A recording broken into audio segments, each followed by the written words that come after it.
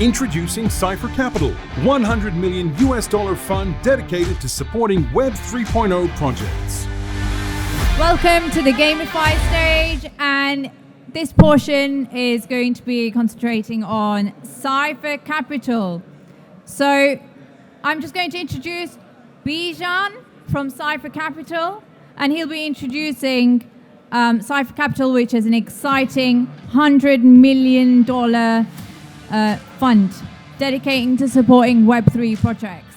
Hi guys, this is Vineet here. Bijan couldn't make it, so I'm filling it up for him. I am the managing partner for the Phoenix Fund. As the host mentioned that it's a $100 million fund. I'll give you details about it, but let me start with a small background of it.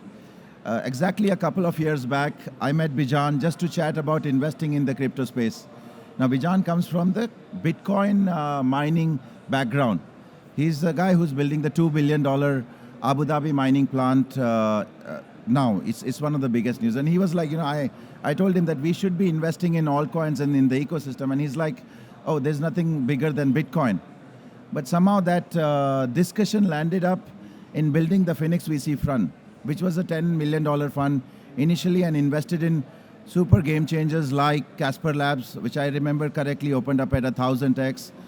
We invested in Star Atlas, which opened up at a 600x as well.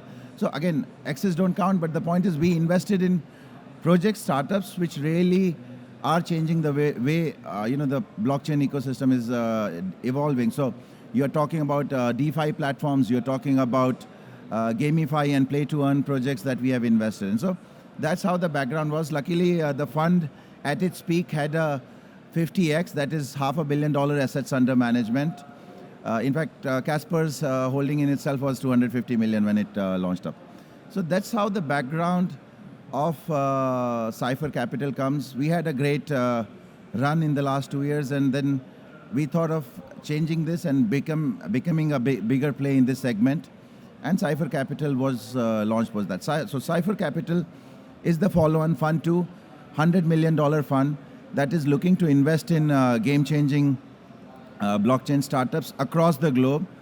We are focusing a lot on geographies where you can see use cases. So when I look at use cases, when you look at Latin America, for example, where the currencies have been depreciating a lot and projects like RSR have, Reserve Protocol have really done wonders. We're looking at economies like those. So Latin America, Africa, and in Indian subcontinent are some places where we are looking to deploy heavily.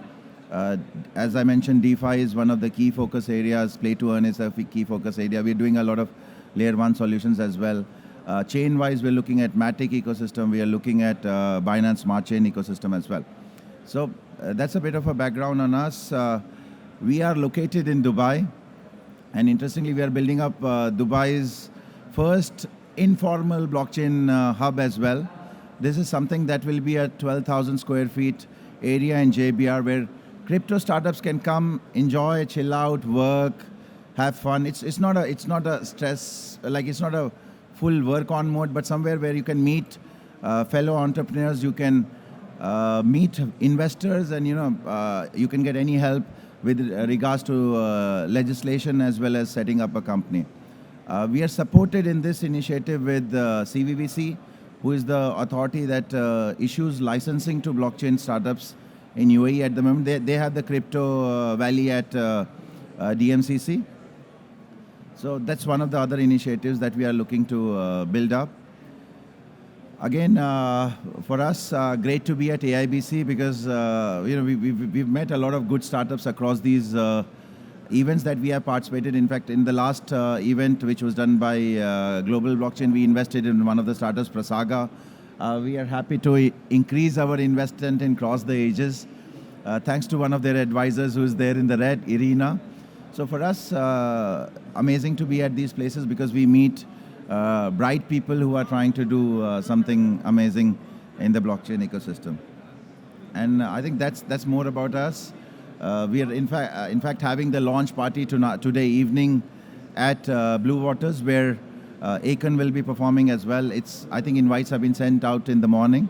So hope to see you. And if anyone has questions, happy to answer. Investment decisions are taken by the investment team. So other than that, yes, happy to answer any questions that you guys have. And I know it's early. Oh, yeah.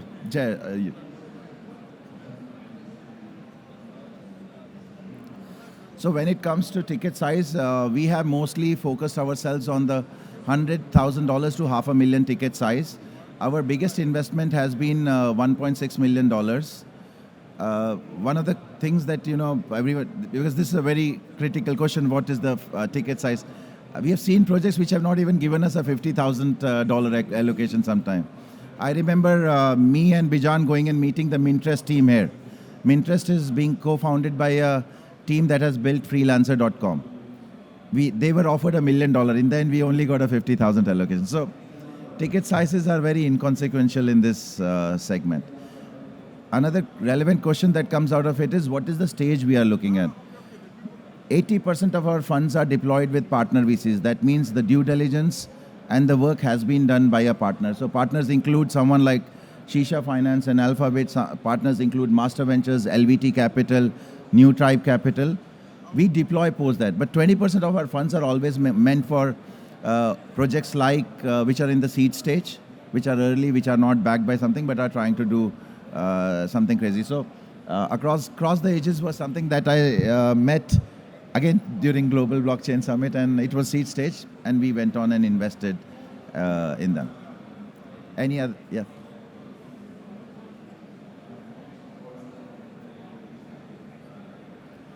Okay. So what's the current market strategy? At the peak of it, as I said, we have done over 100 plus investments in the last 1.5 years or so, which is a lot of investments for any VC. Current market strategy is to invest in real long-term projects for us. This is not the time where we look at launch dates. This is the time where we look at how strong the teams are, how long do they have a vision. I've met projects during the bull run who have no clue what the cash flow will do to them, how long of a runway there are. So today we are only looking at projects that have a vision, that are trying to build something up. So we're looking at like two of the investments that we did include Matterless and Oculabs, backed by Outlier Ventures and Animoca. These are people who are building augmented reality solutions that will, that changes the way games like Pokemon are played. We have invested in Casper's first ecosystem project, which is known as Rainfall. The main guy there is the head of Silicon Valley Blockchain Association. So, the team is critical, the backers are critical. And as a strategy, it's about investing in 5 to 10 projects at the maximum, bigger ticket sizes, till we come out of this, I would call it a winter, but yeah, slow down. Thank you for those questions. Yeah, so my question is that investors normally talk about, long-term projects, but when long-term projects have a longer vesting period, they, decide not to invest. Yeah. So what is Capital Cypher's strategy about it? So all my projects if you look at Rainfall as a project, it has a 2-year lockup period. It has a 2-year lockup period, not vesting schedule. So for me, it doesn't matter. The point is that the project team has to have some vision about it. I have had teams like Singularity DAO who called me up 3 months back and said the market conditions are bad, we are stopping the token distribution. And I was like, I really don't care.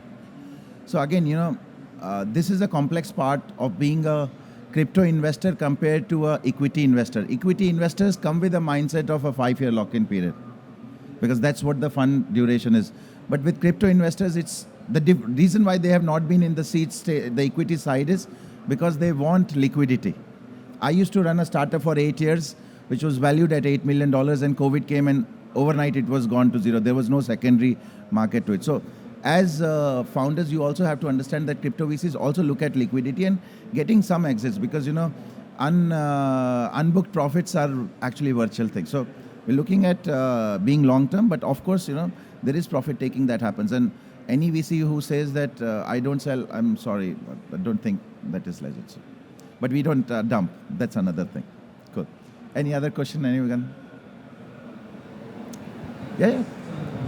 So Cypher is very set on building the ecosystem, as you said. It's very important to you to build the ecosystem. It's very important for you to build the entrepreneurship center for blockchain companies in Dubai and wider UAE. Why is it important? Why can't you just sit there in the corner, investing your many millions of dollars and make a lot of money? Why are you trying to involve as many people as possible to make sure that the pie gets bigger? Why are you doing this?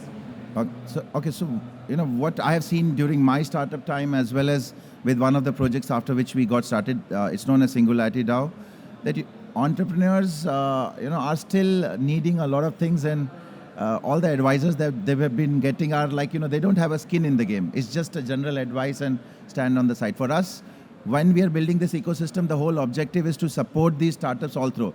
Whether it's about building the partnerships, we have 150 startups in our portfolio, whether it is tying up with any of these projects, whether it's getting a relationship with the blockchain, whether it's Binance chain, whether it's Matic that you want to get on board. So we help on those things. So the whole thing is that we want our startups to evolve and become real players in the segment. That's why the whole focus is on building the ecosystem.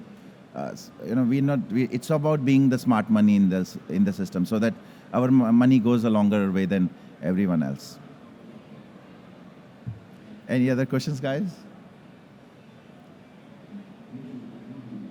It's early morning. Everyone's just waking up. So, guys, if you have any questions, I'm around.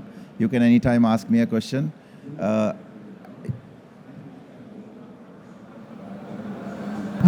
many people do you have at the fund? The structure of the investment and the researchers, or is it still a work in progress in terms of setting up the structure of the actual process in which you're going to? So we have a team of people that have been built up already. It's a 10-member team. Again, as I said, I've been in this space for 2 years. I work with 75 VCs globally. I remember a project which didn't go well, but from our network we raised them $8 million. So the point is, this is a very collaborative industry where VCs work together.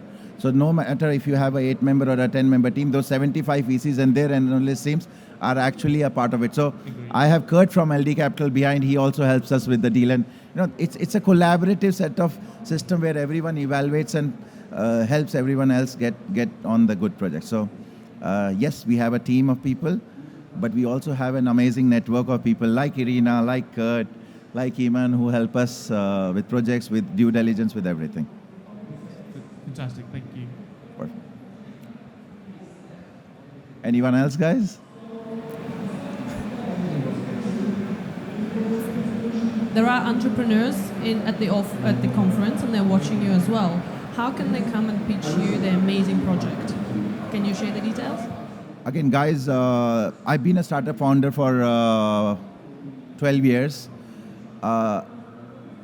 Events and conferences are a place to meet people and get a coffee appointment afterwards. It's not the place to raise money, because I'm meeting 1,000 people over here. Unless you are super exceptional or you don't come from a proper introduction, it's my personal experience. I have raised money in the past. It becomes tough for us to understand. So the whole objective is, yes, you can come and pitch us up with a 30-second pitch, but the whole objective is that the associates, the team which is standing over here, to get a meeting after this event, to sit down at a coffee and explain things up, which we get evaluated. For us, our checks have been signed in less than a week as well. But the thing is, you also have to understand the limitation of a person meeting 1,000 people and remembering you at an event. So it's not about getting the money now, it's about getting the coffee meeting outside so that we can discuss the project, evaluate it up. And if we like it, trust me, there are enough partners who are ready to invest in the project. What are the criteria for if we like it? What are the coolest things in the project that you're looking for to make it something that you like? So coming from my own personal background, the only thing that I like is the team. One is, what is the experience that they bring to the table? A guy who has been building games all his life is trying to build up a game project sounds that much more legit. A guy who was part of a community building exercise for XYZ project, building up a new GameFi project, doesn't excite me much. You have to have some relevance of what you are trying to build. So the team is very, very critical. How strong is the idea and how applicable that idea is. So that counts as well. And I think for me, I always stop at the team. If the team is exciting, if they have energy, that just gets me on. Ideas, people who have persistence and people who have vision to do something will build up any ideas. Ideas come dime a dozen. I think of 100 when I go to the toilet every day. Thank you so much. Thank you. Thanks a lot, guys. Thank you for coming here, and look forward to having chats with anyone who wants to meet me. Thank you.